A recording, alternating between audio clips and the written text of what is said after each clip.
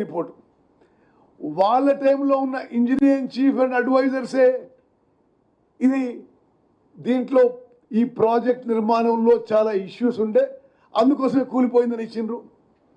ఇప్పుడు నాశనం పెట్టించి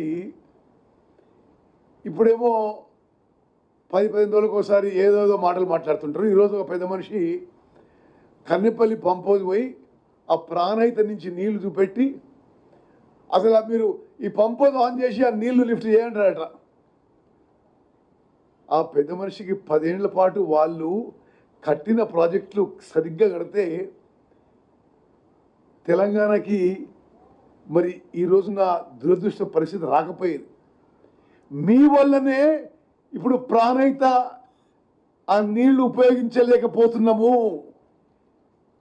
మీరు చేసిన తప్పిదాల వల్ల, మీరు చేసిన ఘోర తప్పిదాల వల్లనే ఈరోజు మేడిగడ్డ, అన్నారం, సుందిర్ల బ్యారేజీలు ఉపయోగం లేకుండా పోయినాయి.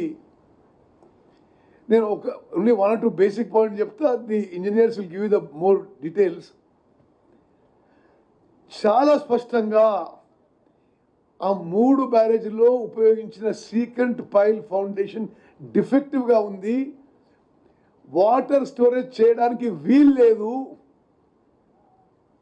అని చాలా స్పష్టంగా national dam safety authority, which is the apex body created by an act of parliament and consisting of the highest experts in the country, said ఈ 3 బ్యారేజీలు ఫౌండేషనే ఇది అనుమానాస్పదంగా ఉంది, సస్పెక్ట్గా ఉంది, ఇది విస్తృతమైన టెస్టింగు, రిహాబిలిటేషన్ చేయాలి.